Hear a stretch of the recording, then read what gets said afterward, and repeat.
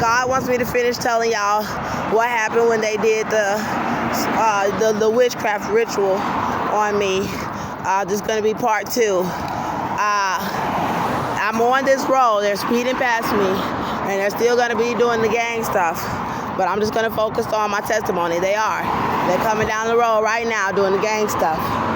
All right, so they took me in the cell in January, around that time, between January and February 2019. And they started trying to murder me. God came into the cell, and he cast them out of the kingdom of heaven.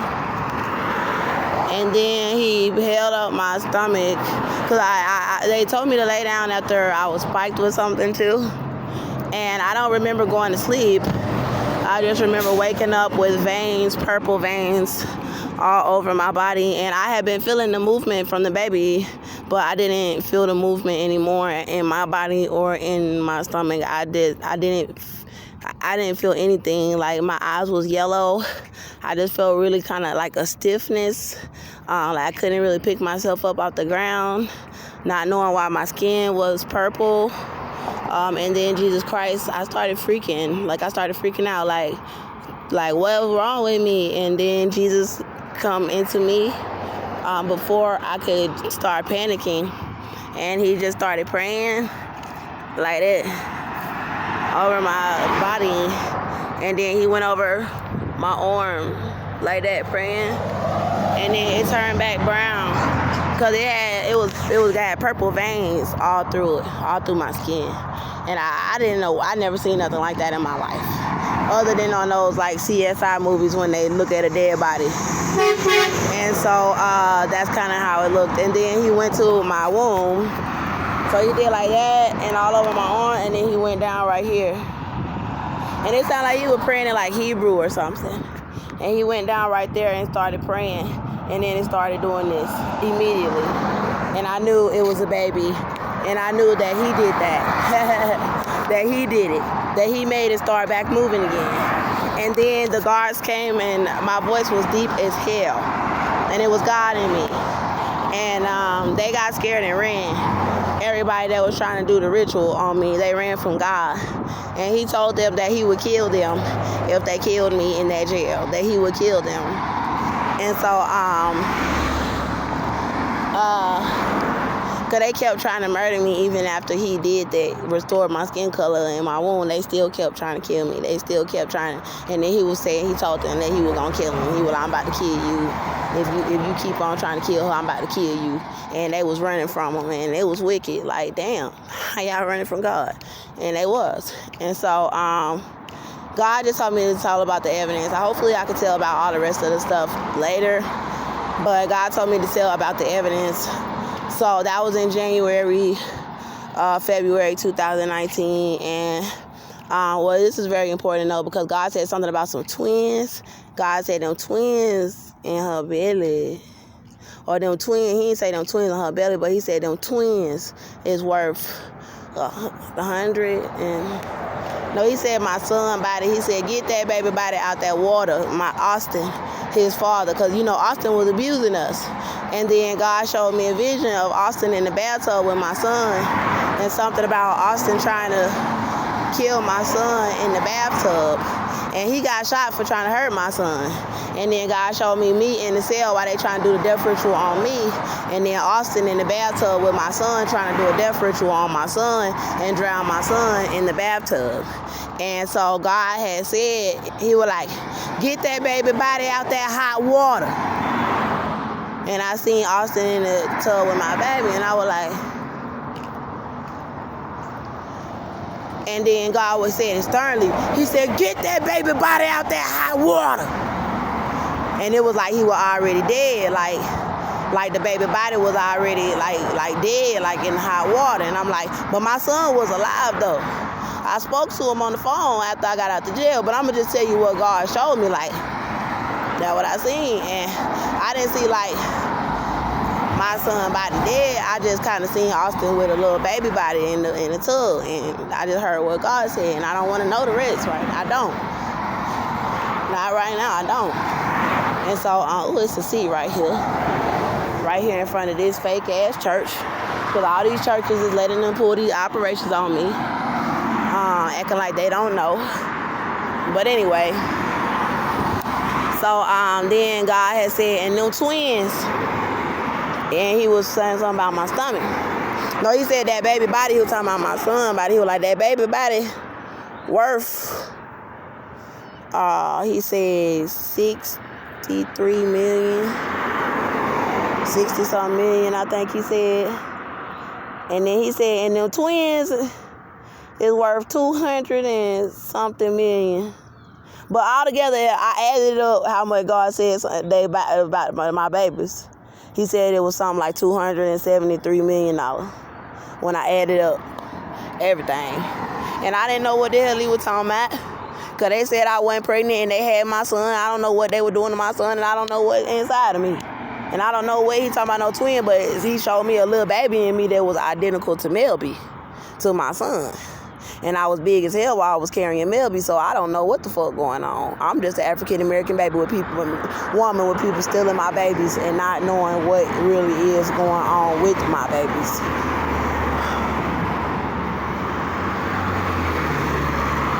And they all swarming around doing this.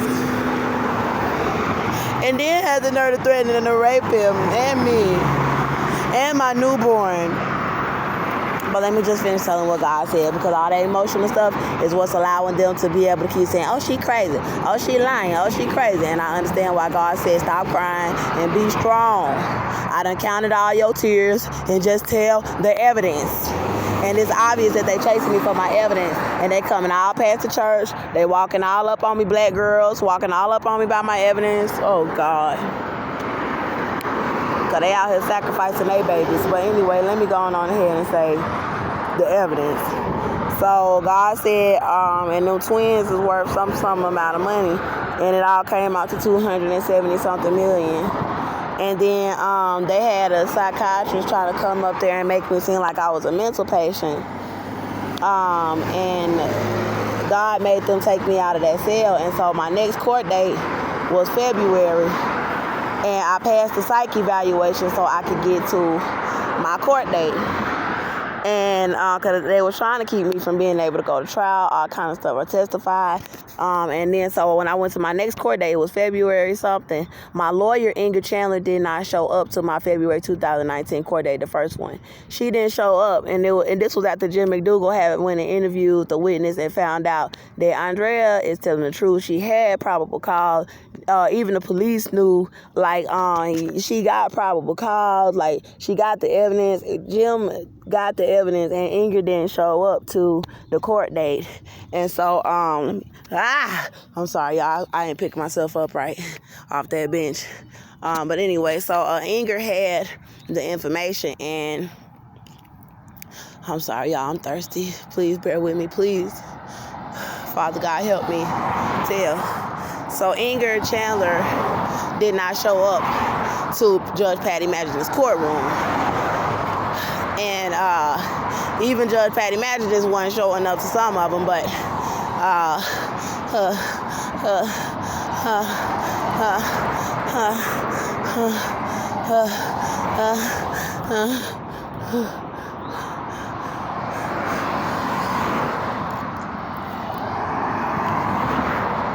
Inger Chandler didn't show up, and this other lady showed up, and she had red hair like the devil. And she came up to me, and all the Illuminati people was in there with the black and white on. The courtroom went from 1 or 2, 3, 4 different people in there to now it was packed like a fucking press conference. And my lawyer was not there. And the lady came up to me like, I'm telling her, I've been in this cell a long time. I'm ready to go to trial because I read the handbook. And they say if I have not been taken to trial within 3 months, then I can file to make sure that my rights is being met, being able to have a fair trial. So I told her I'm ready to go to trial. Like, I'm ready to at least plead not guilty. I've been saying I'm not guilty. I said I want to get up in front of Miss Patty Madison and tell her how I plead. And the lady was like, you cannot do that without your lawyer being here. We're just going to reset your court date. So the lady reset the court date for 2 days later. So So the court date was like February 22nd, 2019 or somewhere around that time, February 20th or something. And she reset it for 2 days later. And Inger wasn't there, but this time when I went back to the jail and I started screaming inside the jail when Inger didn't show up. They had me in the suicide room trying to say that I was going to commit suicide, but I wasn't. I wasn't suicidal. I was screaming and crying about my rights, my baby, being pregnant, being hungry, and then all the bullshit. And so they had me in this little suicide room, and I was in there screaming to God, he did this to me. God, I should have listened to you. You told me not to let Austin back in the house, and I did anyway. I'm sorry. And I was like, please, please, God, send me an angel. Please, I need a miracle. And I was screaming real loud because I wasn't smoking. And when I'm not smoking, my voice is very powerful, and I was screaming loud. And so basically, I was like, God, please send me an angel. And I was screaming and crying on the floor, balled up in this little room in front of the jail by booking. And one of the ladies came, the white ladies with curly hair, white lady, short. She dressed like, she do her hair like a black lady a lot of the time. And she said, stop crying, you're gonna make yourself sick. Get up, eat one of these trays. But because my trays had been poisoned before, I wasn't trying to eat that shit no more. Because I was like, I'm not eating nothing they give to me while they lying on my evidence, lying on my case. I know I've been saying I was pregnant, but that wasn't even in my mind at that time. I just didn't want them killing me with the goddamn tray, right?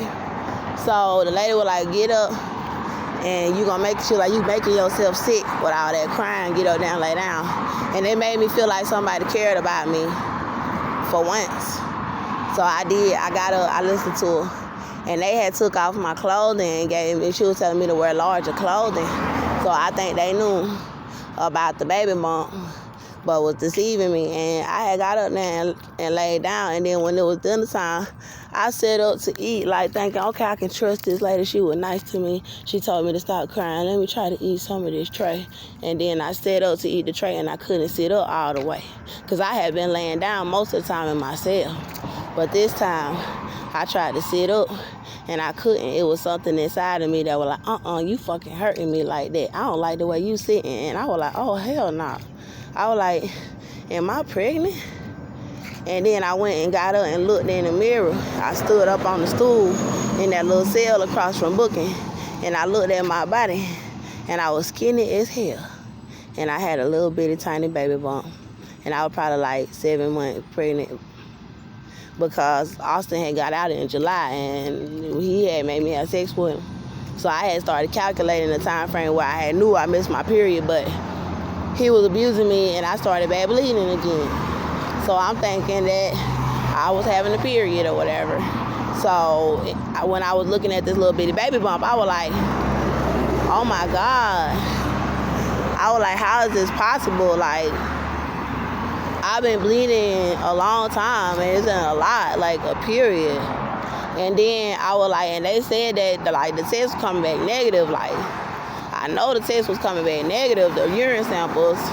So I was like, what's going on? And I seen it was like a bump. It was well defined, but it was just tiny. It was just a little miniature one. Like the baby had just grew smaller than the normal baby, but like I was still developing. And so I had just got done screaming for God to send me an angel, send me a miracle. And then this little baby was moving in me from the time, I remember I told Austin that I felt the baby still moving after I started bleeding. Because I missed my period. I hadn't felt anything, but I just wanted to sleep. And then I remember saying to Austin when I started bleeding, I was wiping some of the blood. And before I went to jail, before the shooting happened. And I said, Austin, I don't know, for some reason, it feels like I'm still pregnant. That's what I said to him. But so back to the evidence of inside the jail, because God don't want me getting too off the track of the evidence. So, Father God, help me, Jesus. So I went to my next court date 2 days later, after I had felt this baby moving in the cell, after Inger didn't show up to that court date where Jimmy McDougal had found a witness and everything. I looked in the mirror and seen I was pregnant. I went to this court date and spoke with Inger, and Inger said she was like, Andrea, she was like, Texas is a very strict state. And she was like, they're trying to give you 99 years in prison. And then I was like, really? They won't drop the charges and they know he was raping me? Because she was like, it's a new prosecutor on the case. Because I had went and got the information about the female prosecutor to go to try to report her. Because Black Lives Matter. I don't mean to say that like that, but, you know, like to have a black person back there lying on my case, like you treating me like my life don't matter. And so I got her information of the prosecutor, and then when I came to this court date after they reset it 2 days later, that prosecutor didn't show up. It was a white female. She didn't show up. They had a white male prosecutor there, and I don't know if they were really even telling him everything the truth about my case, and this is why I know a lot of them will still help regardless, just because of their race, and just trying to have their people back. But, you know, I don't think he knew the truth, because he may have, but he may not have. And the reason why I say that is because I was like, they're not going to drop the charges. They're trying to give me 99 years. I was like, even though they know he was raping me. And then she was like, yeah. And see, I didn't know, like, I told her that I was telling her I was pregnant. She was like, well, I thought you had a miscarriage. I said, yeah, even though that I've been pregnant and all this is going on with my body, like, and that he was raping me. And then she was like, shh, shh, shh. I was like, even though he was hitting me, and there was all these 911 calls and witnesses, and then I was like, they still trying to give me 99 years, and I was crying. It was just tears just flooding down my face. And then, because 100 years, I'll never see my baby again. And they trying to murder me already. I wouldn't even have made it to the prison. I probably would have, but I wouldn't have made it to no long life sentence. You won't make it that long in there. I mean, yeah, you probably can with God, but still, I don't want to go to prison. And I don't want to not see my son. And so, he was hurting me. And then so Ingrid was like, shush, shush, shush, hush. She was like, and the prosecutor was right there. And I wanted him to hear me. Like, you going to give me 99 years even though he was raping me? Because God said that he was. And so Ingrid was like, hush, be quiet. She was like, I don't want them to hear. I don't want them to hear what we have against them. And then so I just kind of was like, whatever. And then they set my next court date for May 6th. So January, February, March, April, May. So that's how they kept doing it, like resetting it. So they reset my court date for May 6th, 2019. And this time Judge Patty Maginnis was not there. Oh, let me tell y'all what else Ingrid said before that at the February court date that she showed up to when she said about 99 years. Ingrid said that because God had told me that they were going to try to get the witness to change his statement. And so then Ingrid came and said that she had went to the restaurant. She was like, oh, yeah, I talked to Jim. Because remember, Jim said I had a really good witness, that he said, you know, the same things I said. And then Ingrid said she went and met with the man, but his wife was there. His wife was not there on the day of the shooting. And his wife tried to say that his daughter was back there when I shot Austin, but she was not. His daughter was back there when Austin ran up on me and started hitting me. But she ran after she seen Austin come start attacking me. She ran, so she was not back there when Austin got shot. And only my baby and the man and me was back there. Everybody else ran. I had shot the gun in the air too. And everybody in the restaurant, in front of the restaurant, ran out, except for this one white man. And he turned and looked back. And he seen me with the gun in my hand. And he was finna try to come and try to take the gun from me. But then he seen Austin being violent with my baby. And he seen the other man trying to restrain him. And then he just ran out the restaurant. And me and the man kept fighting Austin. And Austin got shot. And that's what, and then they all tried to come in and lie and say that he didn't do nothing. And the other ones wasn't in there. And the one that did see, he tried to lie for Austin and say Austin wasn't doing nothing. But they were lying.